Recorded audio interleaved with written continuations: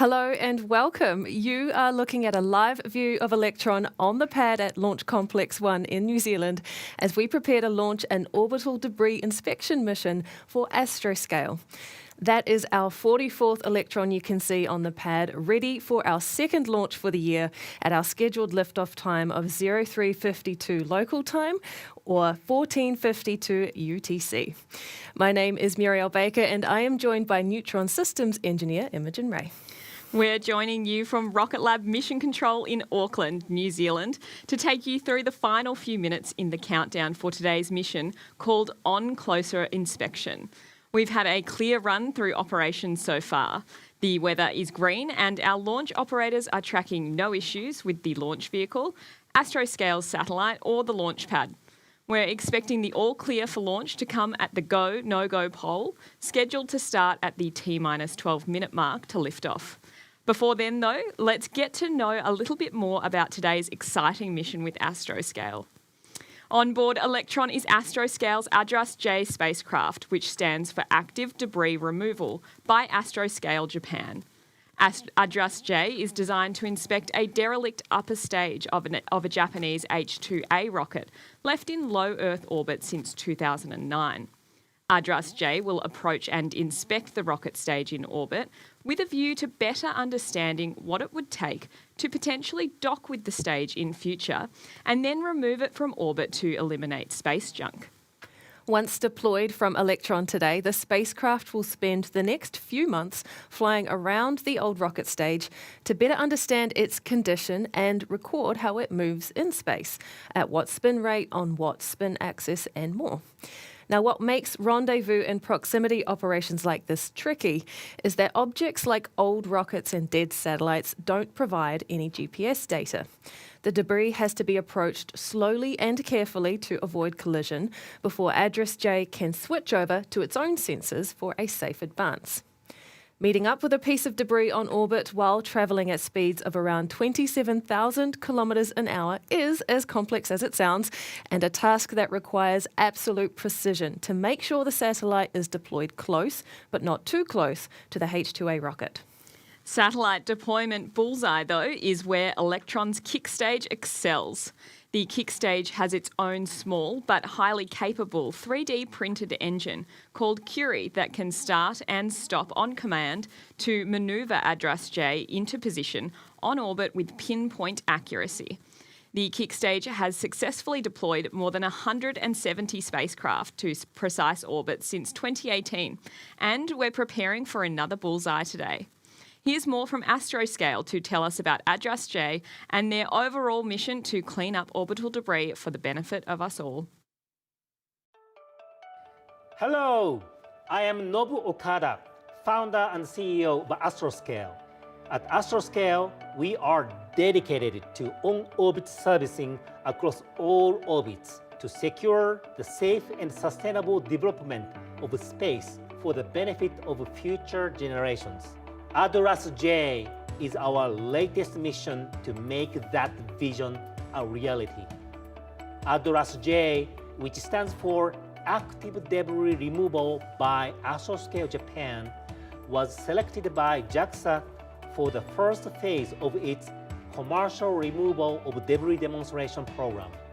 The ADRAS-J mission will be the world's first attempt to safely approach and characterize an existing piece of large debris through rendezvous and proximity operations, or RPO. ADRAS-J will conduct a close approach and orbit around an H-2A upper stage rocket body to gather data and images on its spin rate and spin axis, and the condition of the rocket structure. Taking images in space might sound easy, but doing it with an unprepared object that does not provide any location data on its own and is moving at approximately 7.5 kilometers per second is extremely hard. In fact, this kind of operation is one of the most challenging capabilities necessary for on-orbit services. ADRAS-J is a pioneering mission that opens up a range of on-orbit servicing possibilities that will lead to a sustainable future in space. Everyone here in Japan and our offices around the globe are so excited for this launch. Thank you to JAXA, the Astroscale team, and our partners and our supporters for getting us to this point. And thank you to Rocket Lab for this ride to space. Show the way, Atlas J!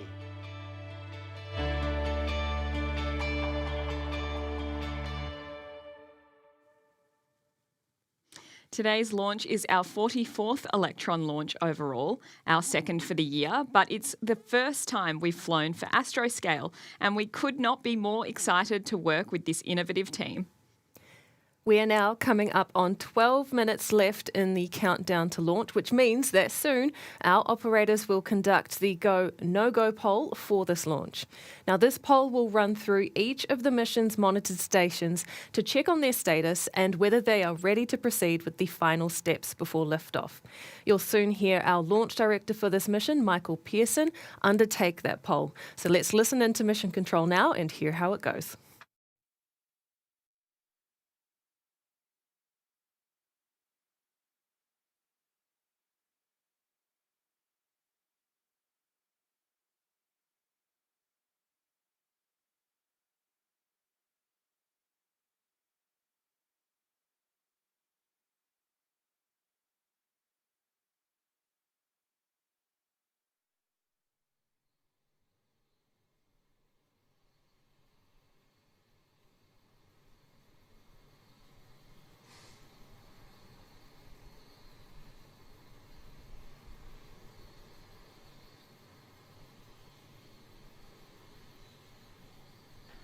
And all stations LD on mission proceeding with the go, no-go sequence. Stage, Stages go. avionics, Avionics is go. GNC, GNC is go. VCON, Beacon is go. T1, T1 is go. GC, GC is go. PLS, PLS is go. RSO, RSO is go. MET, Met is go. RF, RF is go. MM, MM is go. and LD sup. LD sub is go. Okay, all stations, the go, no-go sequence is complete. We are T-minus 11 minutes and 11 seconds and counting. We are go for terminal count at T-minus 10 minutes, and from this time on, the 3-word hold procedure is in effect. That was Mission Control confirming that Electron is ready for launch, and so is the range at Launch Complex 1. Astroscale's payload is healthy and now a step closer to being deployed to space. We are still targeting a liftoff time of 0352 local time or 1452 UTC and heading to a 600-kilometre orbit for today's mission. You might have noticed from the camera view today that in those middle desks, you'll see our Space Systems team popping in and out as we're actually running 2 mission campaigns from the same control room. A big group of the team in there are operators from our satellite side of the business who are preparing to bring home our Winnebago spacecraft, the satellite we've built and operated for a company called Varda Space Industries. Over the past 8 months, our spacecraft has enabled its attached Varda manufacturing capsule to produce ritonavir crystals, a drug commonly used in antiviral medication for HIV and hepatitis C. With the manufacturing process complete and federal and range approvals for the capsule's re-entry, it's time now to bring the mission home.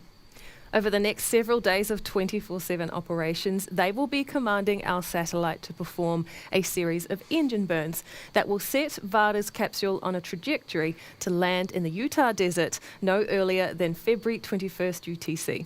It is a super exciting mission our team can't wait to bring home, and it's great to see our Mission Control Center being used for both a rocket launch and a spacecraft re-entry campaign at the same time.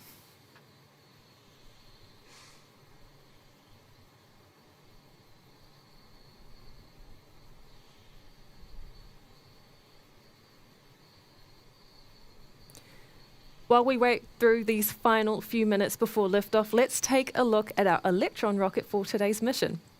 Electron is the world's first carbon composite orbital launch vehicle.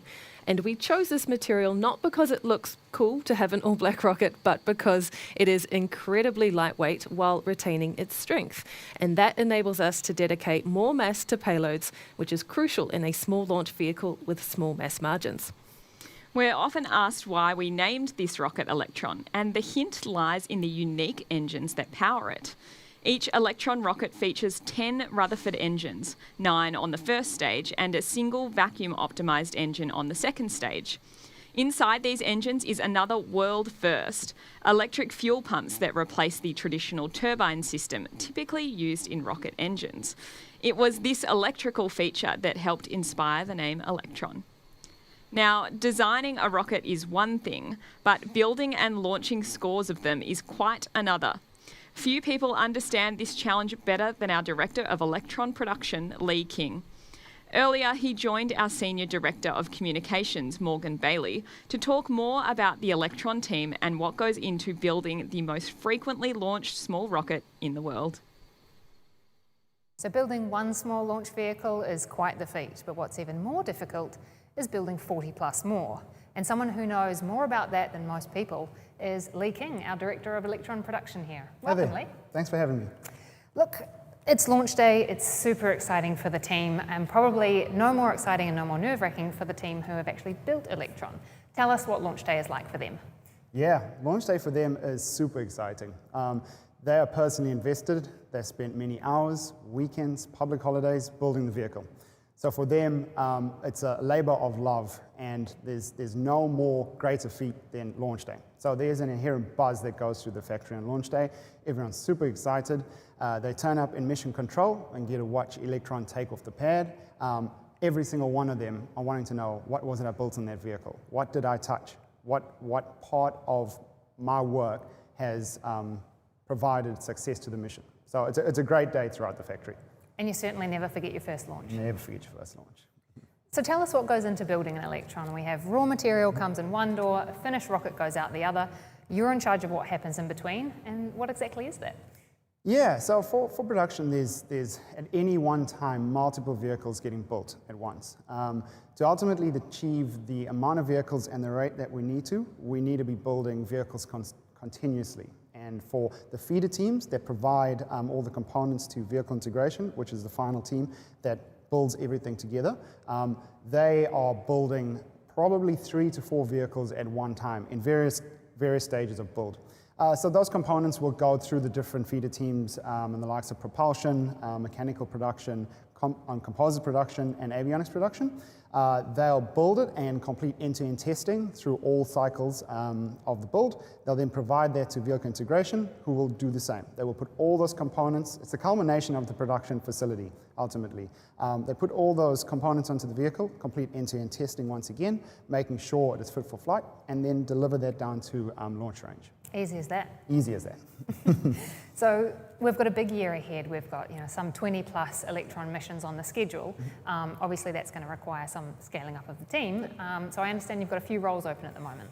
Yeah, we've got a lot of roles open right across all our different facilities throughout New Zealand and the US. And ultimately the skill set that we're looking for, we started in aviation, but really we've grown as a production facility. So while aviation is closely aligned with how we build the rocket, we really leverage all different types and all different skill sets. We have our own training process that we carry out through the production facility. However, we've even gone down the electrical route through electricians in building industry, electricians that are doing soldering of componentry, and then the likes of composite boat builders, the likes of trainees coming through from car apprentices, car building backgrounds, and again, aviation. So you don't necessarily have to come from a space background to be able to build Electron? No. Honestly, the biggest thing for us is, yes, you are bringing your life's experience and skill set to the facility, but nobody that starts here in a production sense has built an Electron. Nobody is a rocket builder. No one starts as a rocket scientist here. You will learn how to build Electron. We will give you the skill set that's required to be able to. What we are looking for is that attention to detail through your day-to-day life, through what you do in your job. We're not just looking for good enough, we're looking for that next level above good enough. And attention to detail starts there, but it's really your attitude, your willingness to learn, your hunger for the space industry, and your desire to really exceed your limits of what you thought was possible. Sounds exciting. Yes, it is. Well, you've got a big day ahead of you, so I'll let you and the team get back to watching launch, but thank you so much. No problem. Thanks for having me. Right now in the countdown, we are getting close to a fully fueled Electron as we prepare for flight. We time our loading of kerosene and liquid oxygen to as close to launch as possible to make sure that the super cold LOX propellant doesn't warm up before we need to use it. Though Electron is a small rocket, it still requires more than 12 tons of propellant in the first stage to get to space. We should hear the call that at T-minus 1 minute that LOX loading is complete on Electron. Shortly after that, the team will wrap things up with the first and second stage when they confirm that both are pressurised for launch. At T-minus 10 seconds, our launch director will count down with the clock to lift off with Electron's Rutherford engines then set to ignite at T-minus 2 seconds. Let's hand over now to Mission Control. The first call we should hear from our operators at T-minus 2 minutes is the switchover to the rocket's onboard flight computer for the countdown. We'll be back with you shortly after liftoff. Show the way, Address J.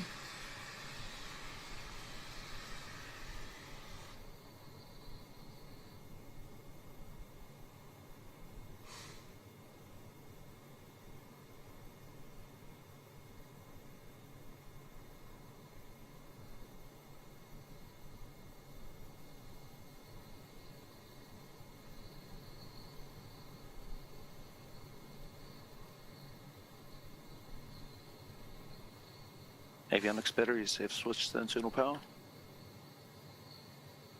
The vehicle is fully on internal power. The FTS is green and enabled for flight.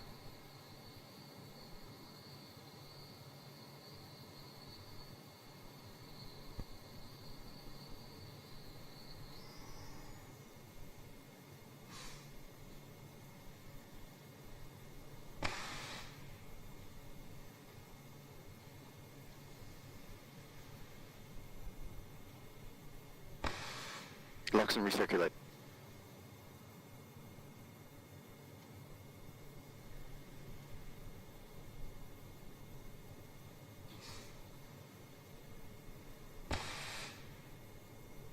Anti-gathering is disabled.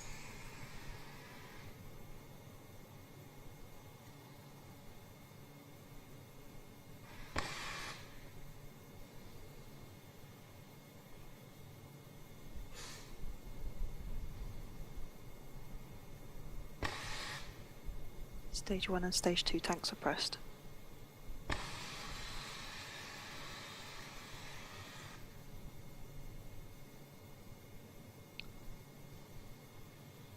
High flow end approach enabled.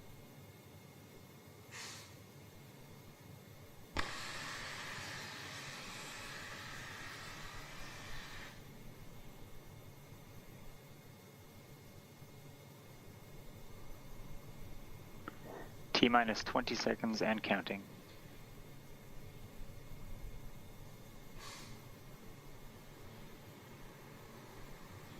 Ten, 9, 8, 7, 6, 5, 4, 3, 2, 1. Liftoff.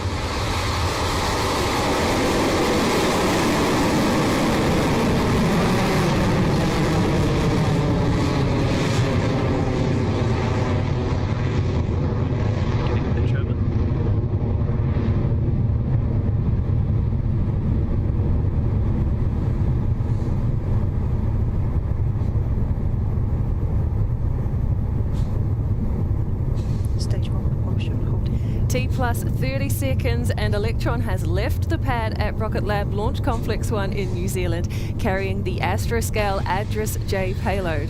In a few moments, Electron will curb its engine power just a little to pass safely through the launch milestone known as max Q, or maximum aerodynamic pressure. This is the moment during ascent when Electron will experience the most amount of stress on its way to space.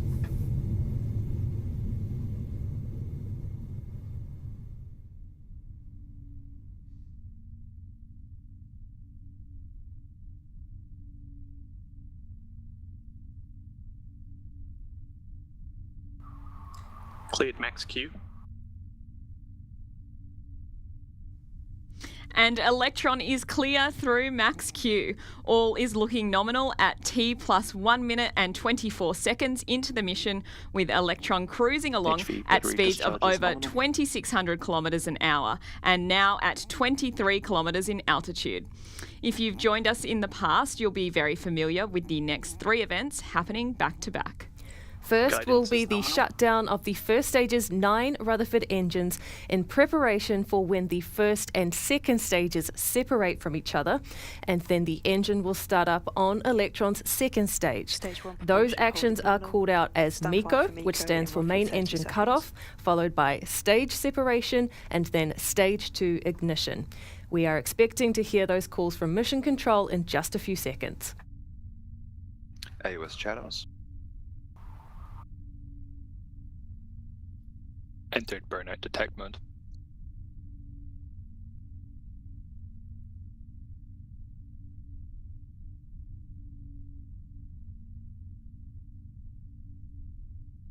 MECO confirmed.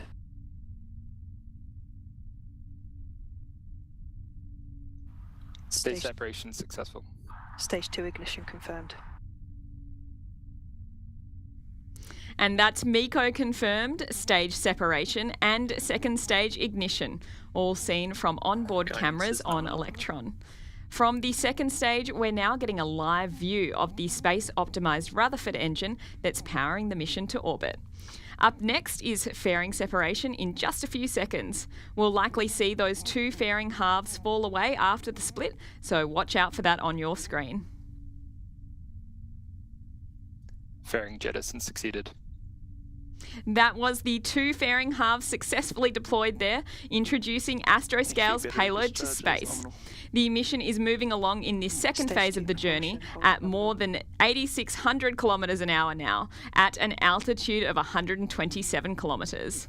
The burn on this Rutherford engine should continue for another 4.5 minutes or so before we get to the final stage separation between the second stage and the kick stage with Astroscale's payload. For that event, we should see the Rutherford engine on the second stage turn cold before the stages separate. But before we get to that nozzle on your screen there will stay bright and hot as Electron continues on its trajectory to orbital insertion.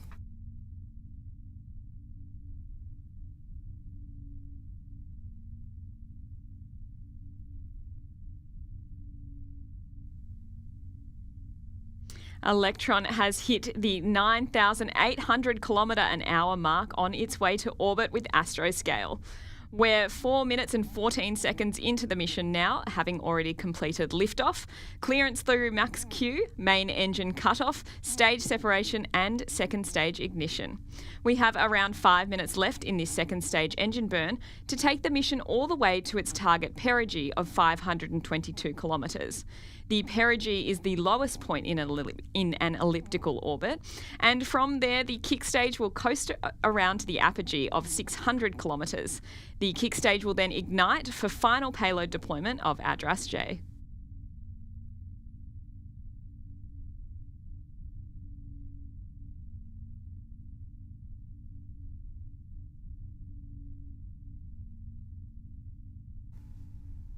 You can see from the telemetry data on your screen that Electron is now moving very quickly towards orbit. The second stage is on a nominal trajectory with the Astroscale payload, with everything looking great so far on this mission. At T plus 9 minutes is when that second stage engine is expected to end its burn and shut down for the final stage separation. And before we get to that, we'll first need to perform an action unique to the Electron rocket called a battery hot swap. This happens only on the second stage of the vehicle, about halfway through the Rutherford engine burn time, when the first set of batteries that have been powering the engine's electric pumps are close to being empty. The battery hot swap replaces that first set with a new battery pack to power the engine the rest of the way.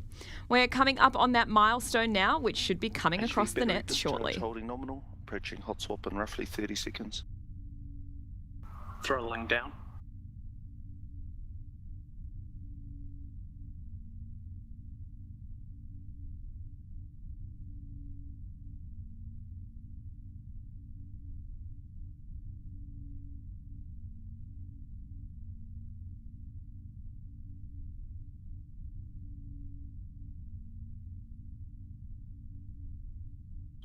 Hot swap successful.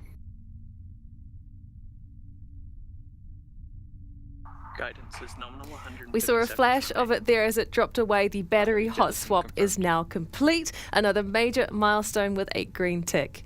Soon it will be shut down for SECO, or second engine cutoff. This is the same process the rocket went through for main engine cutoff on the first stage, before the stage separation earlier in the mission. The second stage engine will throttle down before shutting off completely, ahead of the kick stage separating with the astroscale payload, so the mission can continue on to payload deployment. SECO is scheduled for T plus 9 minutes 5 seconds, which we are coming up to shortly. Stage 2 propulsion, still holding nominal.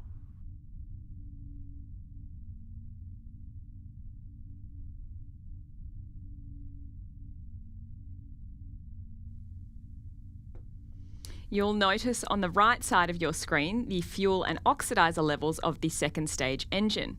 With just 22% of kerosene and 22% of liquid oxygen remaining, that puts us with just over a minute until the end of the second stage engine burn. With Electron moving at 20,000 kilometres an hour now, we're coming up quickly on orbital velocity.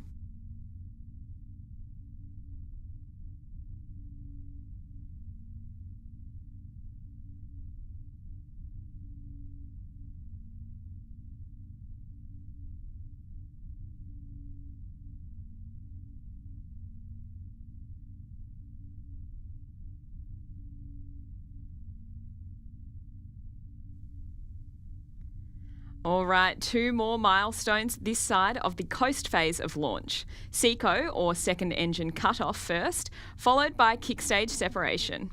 The vacuum-optimised Rutherford engine will throttle down ahead of shutoff, and then the kick stage will separate from stage 2.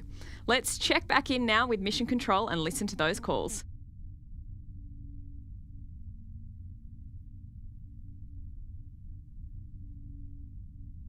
Entered burnout detect mode. Terminal guidance, 18 seconds remaining.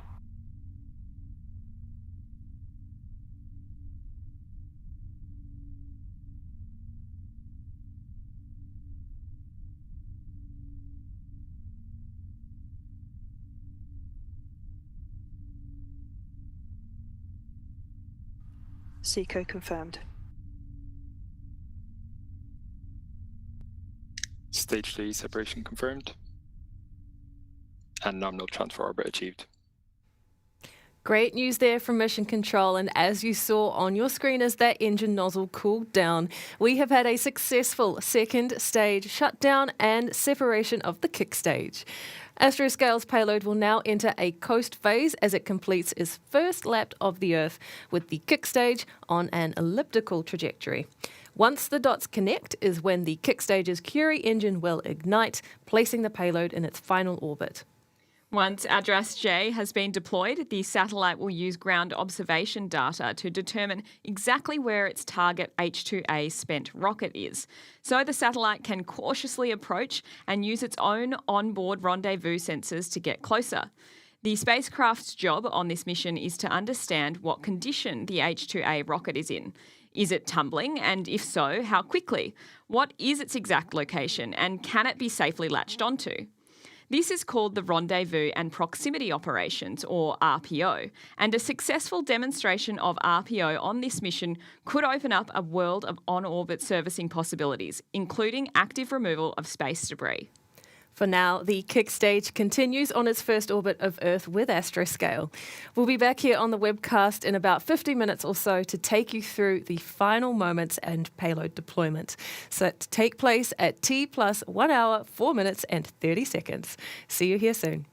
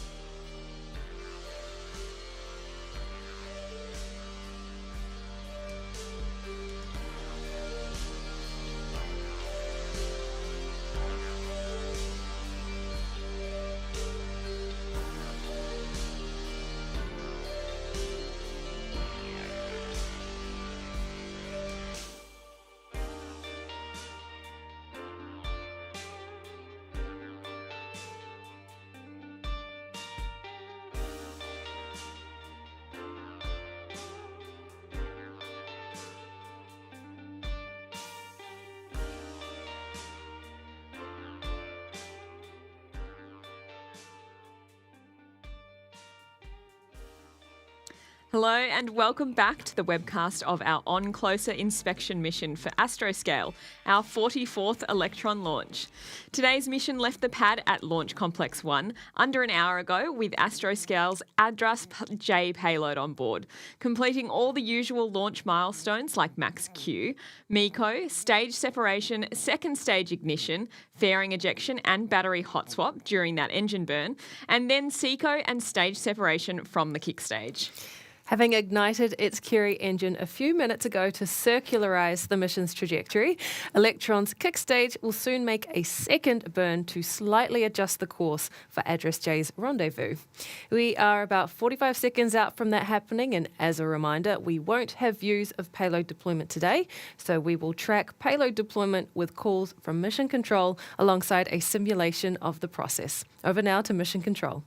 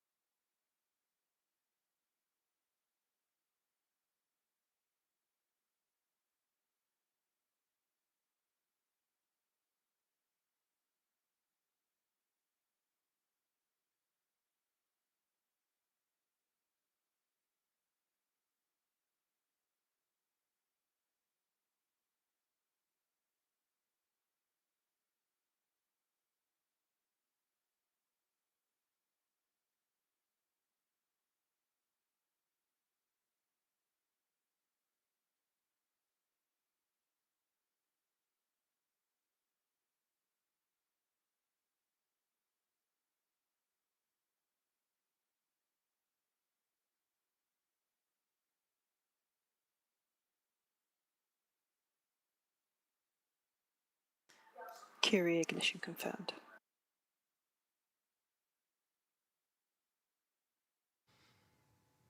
Great news from Mission Control. The kick stage's Curie engine has ignited for a second time for a brief 30-second burn.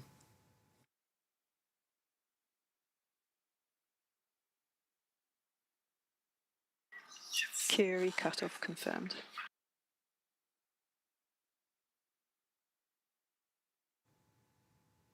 And good shutdown of the Curie engine, which means up next is payload deployment for ADRAS-J.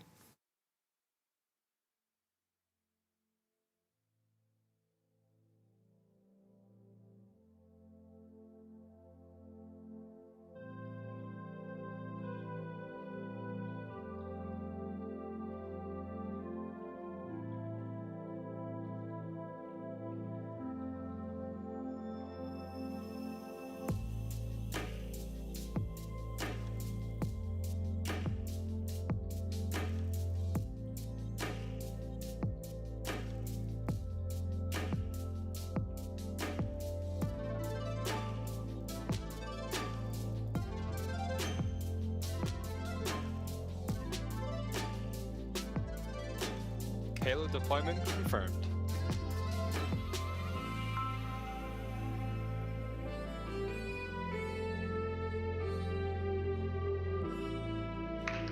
And there it is, the call from Mission Control that Astroscale's ADRAS-J satellite has been deployed and our mission is now complete. ADRAS-J is now on its rendezvous with the H-2A rocket to demonstrate its space junk removal technologies. Congratulations to Astroscale on reaching orbit and all the best for your on-orbit operations, which begin right now. 2 launches down for the year and many more to go, including our 50th Electron mission coming up soon. We will end the broadcast now, but for those that missed it, we'll soon have a replay of today's launch. Remember to follow Rocket Lab's social media pages for more information and to learn when our next launches are coming up. This is Rocket Lab Mission Control signing off.